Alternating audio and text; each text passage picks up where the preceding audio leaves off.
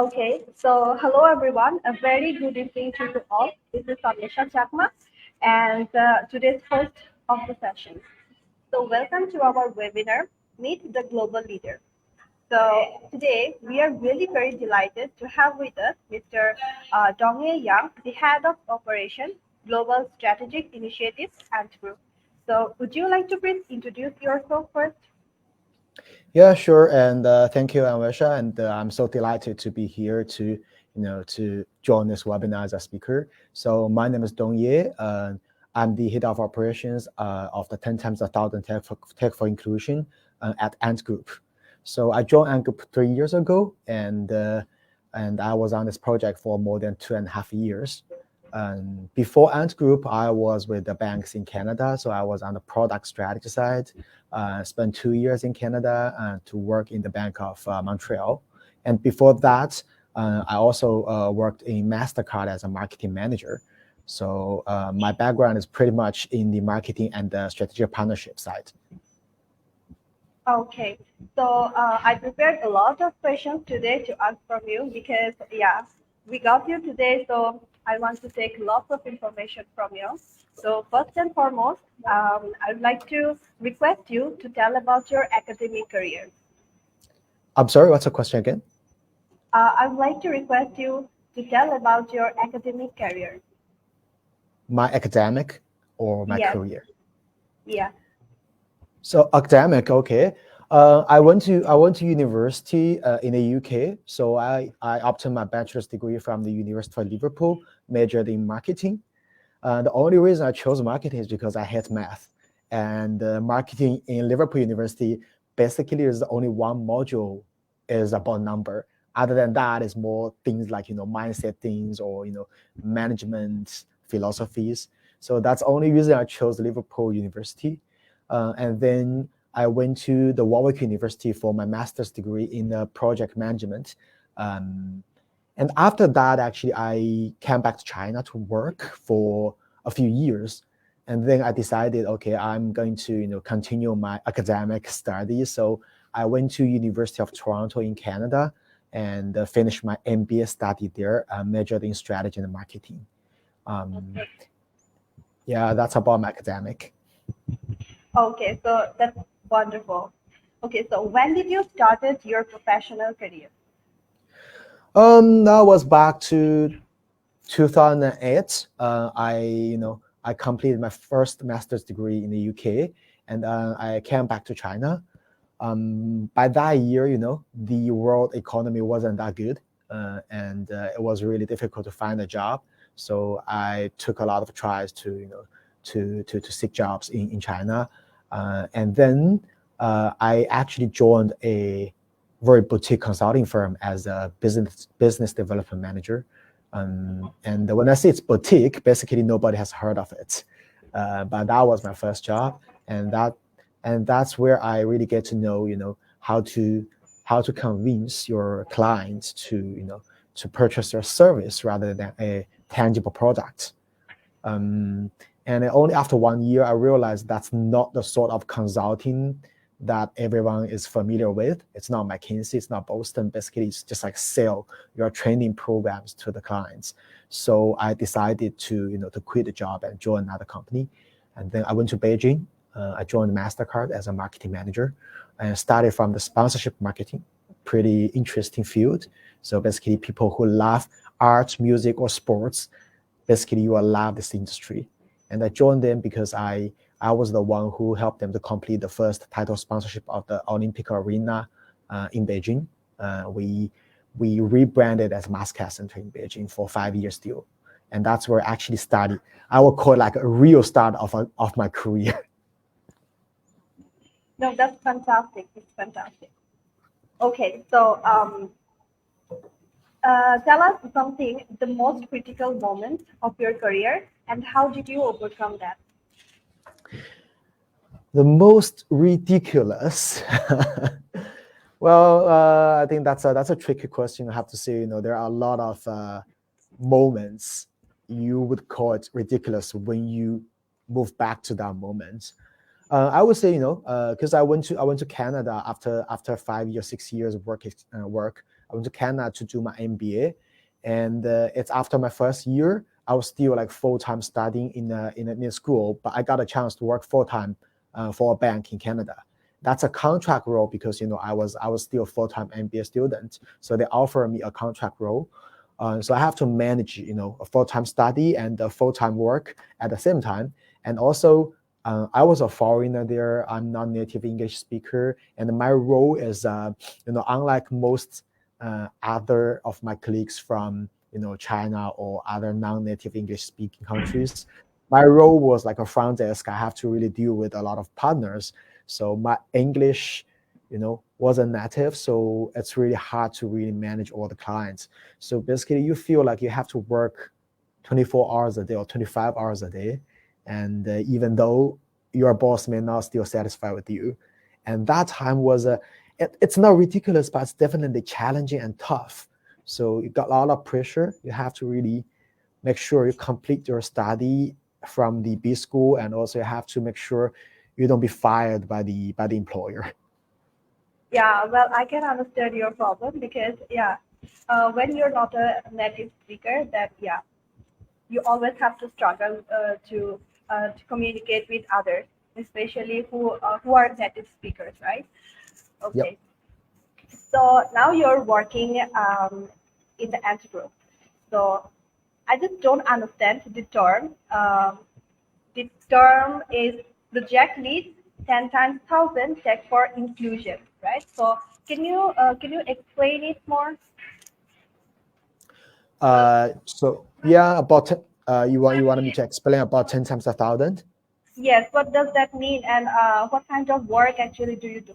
I know that you're leading a team, but apart from that, what else do you do?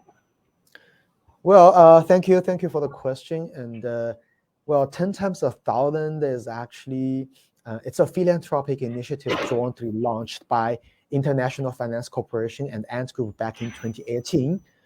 Back to that time, the senior leaders of the Ant Group were participating in the World Bank meeting in Bali Island, Indonesia. And when they speak to different stakeholders, and they realized as a leading technology company, and actually shares the responsibility to contribute to digital development of the world. So they decided we don't want to do something really big, but we definitely want to do something, even though it's small, but it should be beautiful. So back to that time, the team decided, okay, we wanna do something to help to bridge the digital skills gap. So 10 times 1,000 from its name. I know it's a little bit awkward to pronounce it. Even I've been with this project for 2.5 years. Still, I have issues with that. 10 stands for 10 years, and 1,000 stands for 1,000 digital talent. So basically, the target is for the next 10 years, we aim to train at least, or we aim to actually develop at least 1,000 digital talent for emerging markets. And of course, we don't stop there by the 10th year. 10 year, basically, we recalculate every year. So it basically shows our long-term commitments.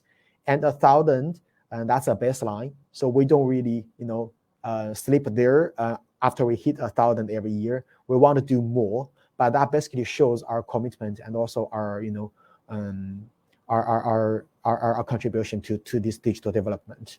And this initiative, unlike other business projects I've done, at the beginning, I was sort of, really hesitate to take this role because it's non-business related. You are actually doing something good, but it's hard to measure your success.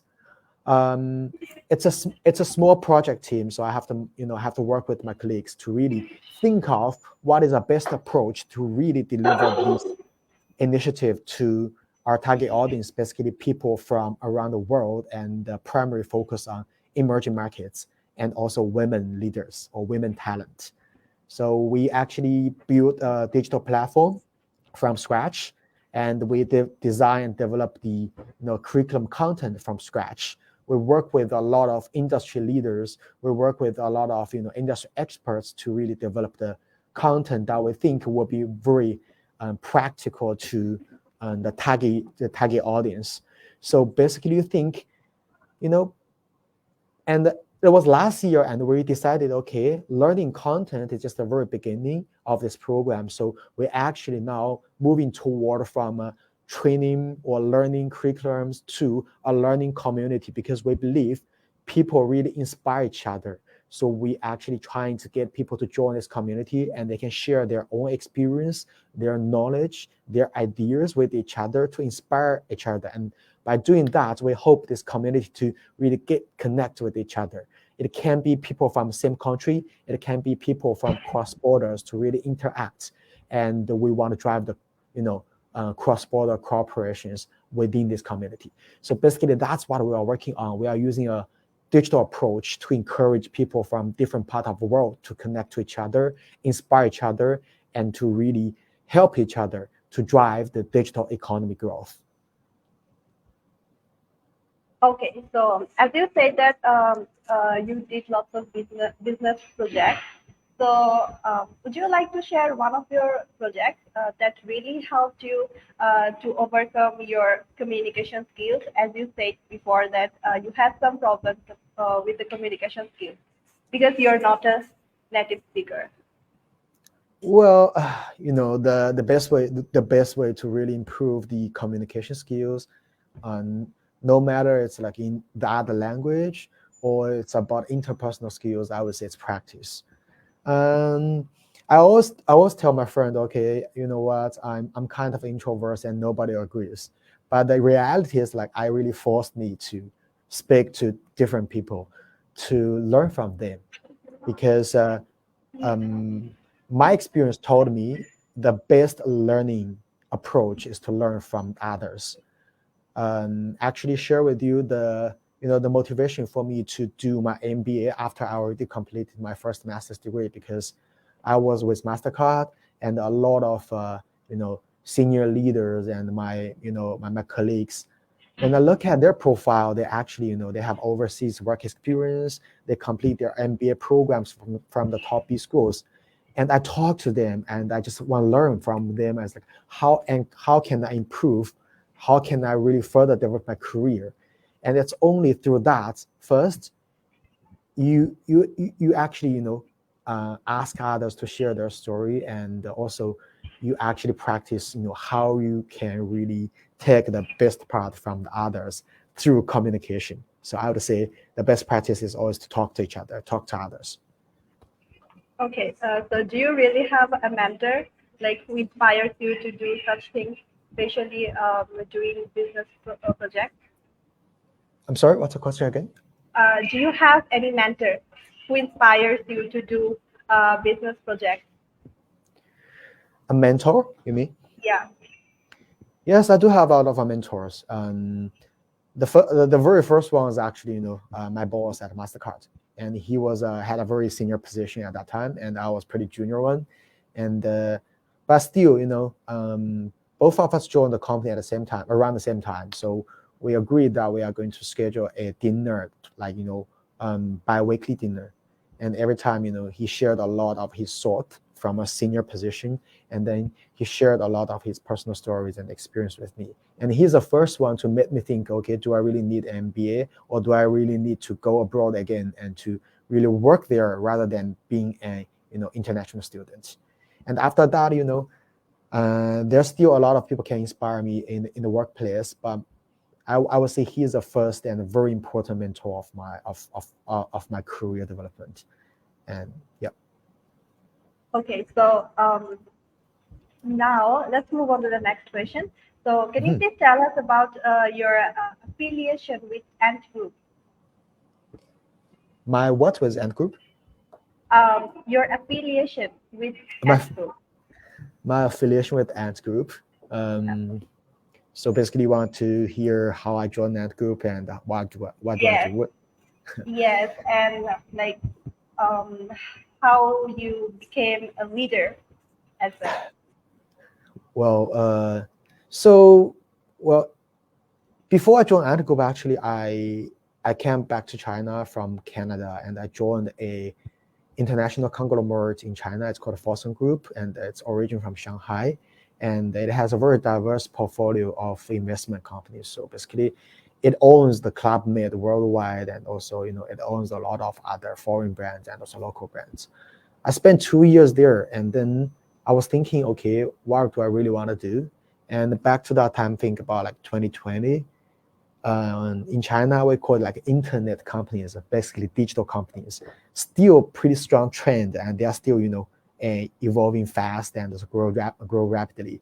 So I got a chance to interview with Ant Group, and also I got other offers from consulting firms. And when I compare to these two type of business, I would say internet companies actually represent a more advanced trend of the company development. So it's really easy decision to join Ant Group. And after I joined Ant Group, the first 6 months, it's usually the most difficult time to really, we call it like a landing period. How you make yourself to get used to a new environment and to prove your value to this company. I had a tough time, I have to say. And I was still with the business team. I was trying to help to grow the cross-border business. And I had a really tough time because of pandemic or really hit by that time.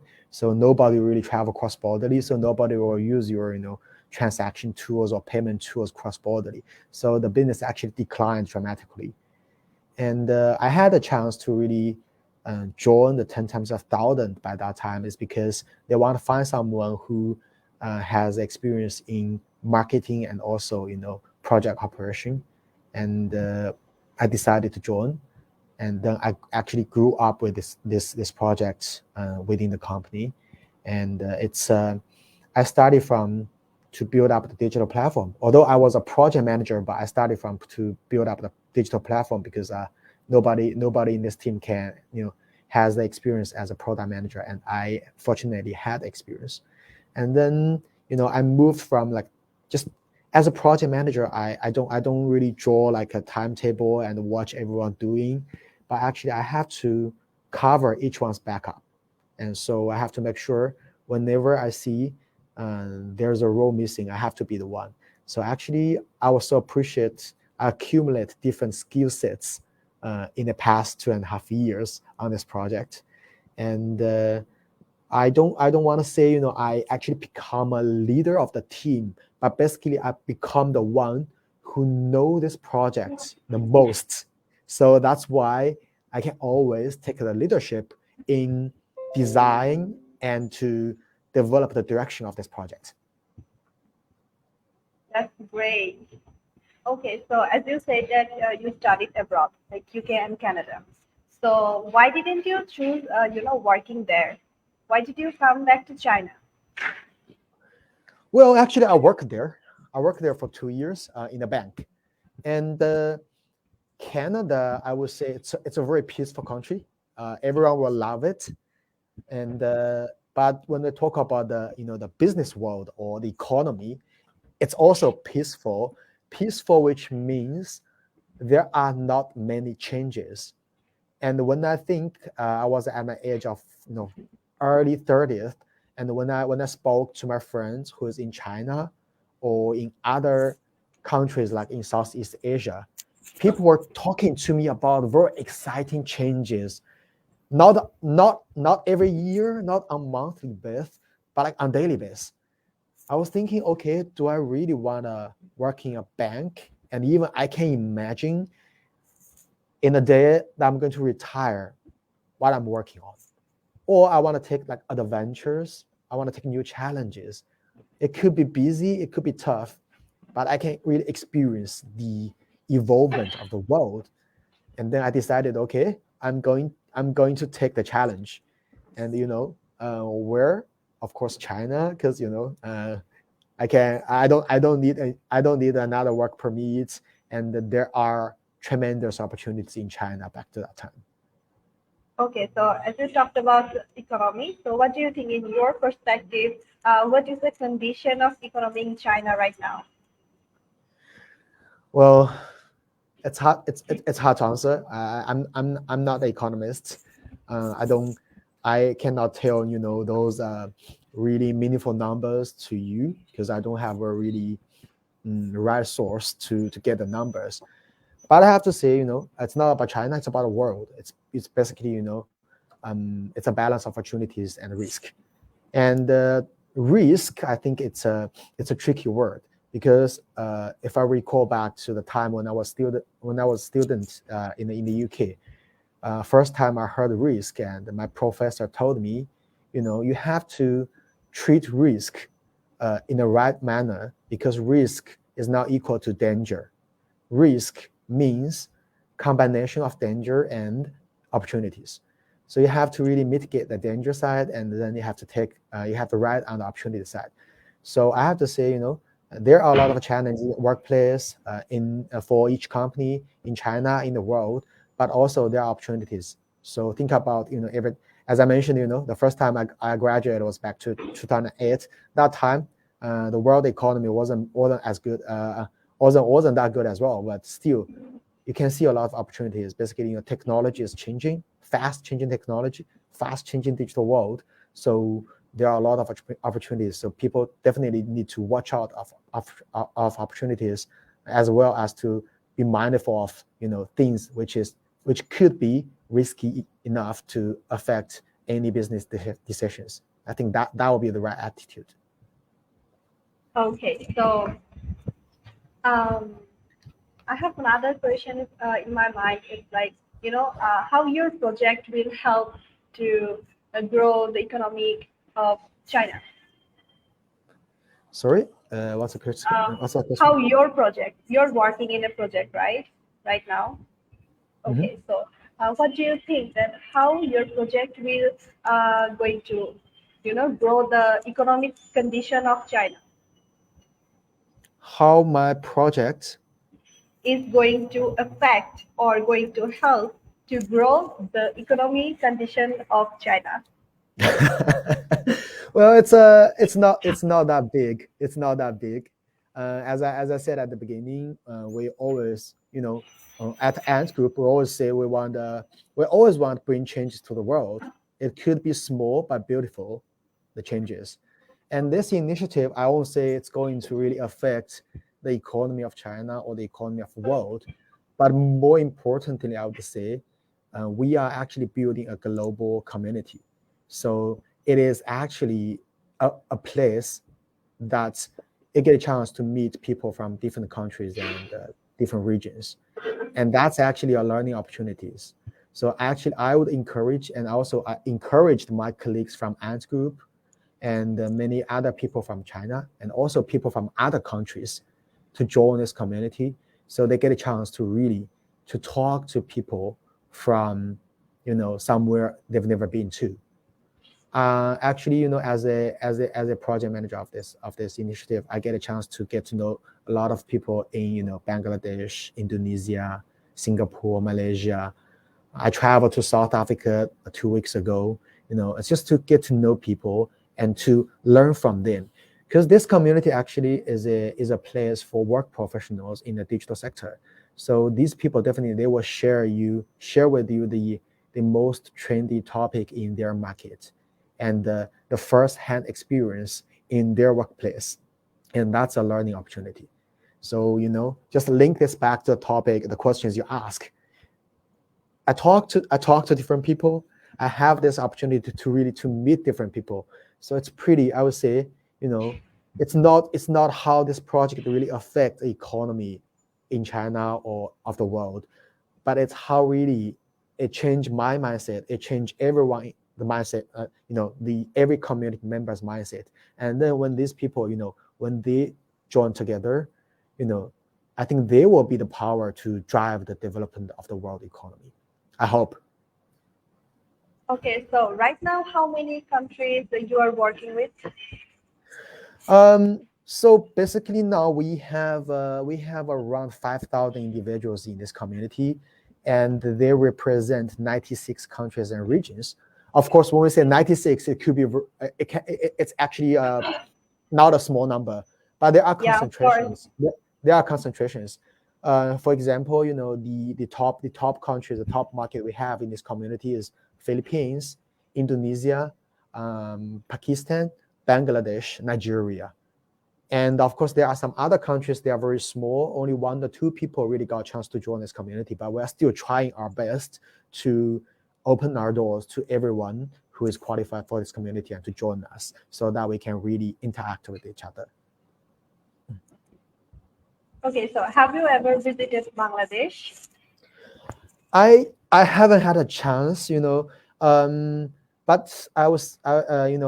there will be one community member from Bangladesh will visit China next week. We invited her to participate in the inclusion conference in Shanghai next week, and she will join one of the panels and to share her perspective about the digital development. She may not really represent a country, but she definitely represents a practitioner from that country, right? So I would say, it's not about. I really hope I can get a chance to visit Bangladesh someday, and also, it's a two-way conversation. So we always encourage, and also we get every opportunity to invite our community members to, the other country to share and exchange. Okay, so what do you know about Bangladesh, about our country? What do I? Know about Bangladesh? Well, I may not be really good at geography, but I know. First of all, I know Bangladesh has a really large population, and what I know is it's still working hard to really develop its economy. It has some progress, but still trying very hard on really develop its economy. And I know Bcash, of course. Bcash is one of the partners in Bangladesh. And other than that, I don't have much knowledge about the country. But again, as I said, I'm very curious about the country, and I really want to learn more about the country, and I really hope I get a chance to visit the country in the future. And because we have a community like of around 200 people in Bangladesh, which is not small. And I hope someday, we can run some local activities there.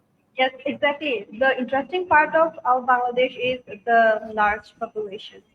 So yeah, it can help your project as well. We can, yeah, obviously you said that we are invited in your community, in your project. Hmm. Yeah. Okay, so So, well, yeah. Just to add more, because 10 times 1,000. Basically, we don't recruit. When we say recruit, so we don't open like a link. We don't open registration to public. We actually open the registration through our partners, because as I said, we are quite a small team. So we don't have the power to access and to understand each local community very well. So we leverage the expertise of our local partners. So in Bangladesh, we actually started with a partnership with Bcash, and this time I had a chance to talk to the SED team, and I do feel there could be more opportunities in Bangladesh, and I'm really willing to explore the opportunities in Bangladesh to enlarge the local community and to bring the offline activities to the country. yeah, that's great. Okay, so I'm really very interested to know that, as you said, you're leading a busy life. So, what do you actually do in your leisure time? Like, what's your hobby? Would you like to share? Well, I you know it, if it's not super busy, um, I go to gym 3 times a week, and then I play basketball every Saturday. Other than that, if I'm lucky enough to have enough holiday or vacation time, I sometimes I just do travel. I'm pretty good. I'm pretty a fan of a road trip. So I was doing driving tours. Um, and other than that, basically I don't have that many hobbies. But I think these are enough for my leisure time. Okay, so do you consider yourself as a global leader? Well, I won't say I'm a real global leader, but I would say I'm always passionate about global communities, I'm always passionate about connect to people from different markets, different regions, different countries. So I would say global could be the tag, and leader. I'm willing to share my thoughts, my ideas, and my experience, but I don't think I'm the sense of a leaders, because to me leaders are Elon Musk, leaders are Jack Ma, and these people, they're really inspiring. They have really legendary stories or legendary experience. But again, I would say everybody can be the one to inspire others. So I'll call my a global inspirer. Yeah, I'm sure you're a good leader because there can be so many people who are becoming inspired by you. So basically, in that case, you are a leader, obviously. So Thank you. yeah, in your perspective, what do you think that which skills are very important to become a global leader? Well, I would say first of all, definitely communication skills, no matter what language it is, but you have to know how to convey your message in a proper and correct way. And the second is like you have to have a global vision. So there could be people who are really experts in a certain field, but again, they have to open their eyes. They have to really be wide visionary to see what others are doing and to really incorporate the learning to their own knowledge or their own expertise. So global vision is another thing to really help a person to become a global leader. And the third thing will be the willingness to help others, because the leaders are always the people who actually stand in front and try to inspire others and to drive others toward the right direction. So I would say willingness to help others, to inspire others, is another very important trait for becoming a global leader. So I think these three would be on my list. Of course, there could be many other features or many other traits that a global leader should have, but these are the top three on my list. Okay, that's great. That's great. Okay, so would you like to add more about about what you are working now and about improve, or would you like to give any advices to the younger generation, like how can they how can they improve themselves, and um, how can get how can they become inspired by others, especially yeah, after seeing their mentors and leaders. Yeah, sure. Well, so I think first question, what I'm working on now. So my focus was still on building or grow this 10 times 1,000 global community, and I would encourage, if anyone who is interested in this community, you can reach out to me, or you can reach out to SED just to see how you can register, and if you're qualified, I think you will get access to the learning programs, and also you will get access to local community to meet many others like me in this community. And my daily work is you don't want to know I'm actually I'm making this call from my office, and now it's actually 10:30 in the evening in China. So do you think so basically the workload is pretty heavy, particularly in these days, because second half of the year will be very important to us. There are a lot of online, offline activities that we are going to run, and so we actually encourage people. So as I said, we are actually on the journey, moving from a learning community to from a learning program to learning community.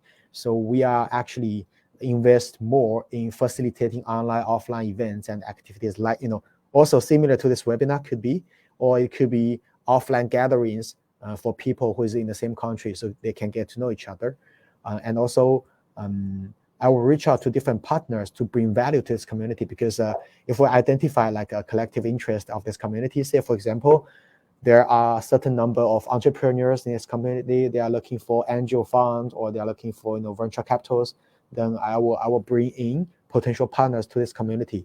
And of course, we don't guarantee any result, but definitely we are going to coach our community members on the right approach to really get the resource that they want. And then we are going to plug in potential resource providers to this community, so they get a chance to connect to these providers. That's basically my key focus in the next 5 months of this year. And if I have any suggestions to the audience, it's not really suggestion, but it's just like my experience. I would say keep curious and keep learning is very important. No matter which career stage you are at, you can either be fresh graduate, or even you are still in the universities, or you can be in a middle career level, or even you are very senior. Not sure whether there will be anyone. Keep your curiosity will be very important, because this world is evolving fast, particularly the digital side and technology side. If you just step at the same place, you won't really improve, and you will easily just fall behind of others. Keep curiosity and then keep learning. Learning can be in different approaches. You can learn in the university, or you can learn from your peer, your fellow workers, your colleagues. You can learn from elderlies. You can learn from people who is younger than you. But it's just about to identify what are their good traits, and what can make you better. I would say that is the right spirit to really keep improve yourself. And last suggestion is, come to join us in 10 times 1,000, and I'm also willing to learn from you. I'm always curious about the story of each of the community member, and also you will get a chance to meet many others in Bangladesh or in other countries. And I guarantee you the stories are really interesting and valuable to hear. Okay, so we're coming to the end of the session. So, do you have anything to say, Mr. Yang? Well, I think I've said everything that I wanna say. But again, I would say it will be really nice if I can schedule a trip to Bangladesh, and I hope I can take the chance to meet you and Wisha, and also the SED team, and also if anyone who is watching this live broadcast, if you join the 10 times 1,000 community, definitely we will get a chance to meet either in Bangladesh or in other countries, because we'll always encourage and we provide opportunities to our community members to get connected anywhere in the world. Okay, thank you very much, Mr. Yang. So I'm also hoping that maybe someday in future we can meet in person. Sure. Thank you very much. Okay, thank you very much. So it is the nighttime in China as well, right? So Yeah. basically in that case, have a tight sleep and have a very good night. Thank you, and hope everyone enjoyed the session, and have a good night, everyone. Yes. Okay, so goodbye everyone. We're going to end the session right now. Okay, bye. Okay, goodbye.